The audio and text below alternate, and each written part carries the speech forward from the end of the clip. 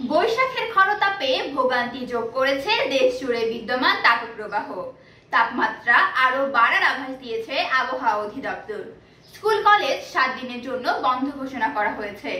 শনিবার হিটস্ট্রোকে অন্তত 2 জনের মৃত্যুর খবরও পাওয়া গেছে। চলুন জেনে নেওয়া যাক তাপদাহের স্বাস্থ্য ঝুঁকি ও হিটস্ট্রোকের ঝুঁকি এড়াতে করণীয় কি। আন্তর্জাতিক উদরাময় গবেষণা কেন্দ্র ICDDRB তাদের ভেরিফাইড ফেসবুক পাতায় এ সম্পর্কিত কিছু পরামর্শ শেয়ার করেছে। তীব্র গরমে দিনের বেলায় যথাসম্ভব বাইরে যাওয়া থেকে বিরত থাকতে হবে। বাইরে গেলেও ছাতা ব্যবহারের পরামর্শ দেওয়া হয়েছে। শিশুরা যাতে অতিরিক্ত রোদের মাঝে খেলাধুলা না করে সেদিকে খেয়াল রাখতে হবে। অতিরিক্ত গরমে আমাদের শরীরে প্রচুর ঘাম উৎপন্ন হয়।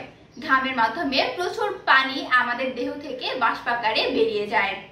তাই আমাদের এ সময় প্রচুর পানি পান করতে হবে। প্রস্রাবের রঙের দিকে খেয়াল রাখতে হবে। রং হলুদ বা গাঢ় হলে পানি পানের পরিমাণ আরো বাড়াতে হবে। যথাসম্ভব হালকা রঙের ঢিলে ঢালা এবং পাতলা কাপড় পরিধান করার পরামর্শ দিয়েছে ICDDRB। সম্ভব হলে সুতির কাপড় পরিধান করা উত্তম। খাবারের ক্ষেত্রেও বেশ কিছু পরামর্শ দিয়েছে তারা।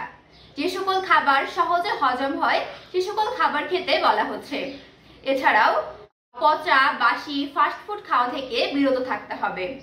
ঘরের পরিবেশ যাতে অতিরিক্ত গরম বা ভ্যাপসা না হয় সেদিকে খেয়াল রাখতে হবে। জরুরি প্রয়োজনে চিকিৎসকের পরামর্শ নিতে হবে। যারা হিটস্ট্রোকের বেশি ঝুঁকিতে রয়েছে, ICDDRB বলছে তীব্র তাপদাহে সৃষ্ট রোগগুলোতে সবচেয়ে বেশি ঝুঁকিতে রয়েছে শিশুরা। এর পাশাপাশি বয়স্ক ব্যক্তি, প্রতিবন্ধী, যাদের ওজন অতিরিক্ত এবং যারা উচ্চ রক্তচাপ ও হৃদরোগে আক্রান্ত।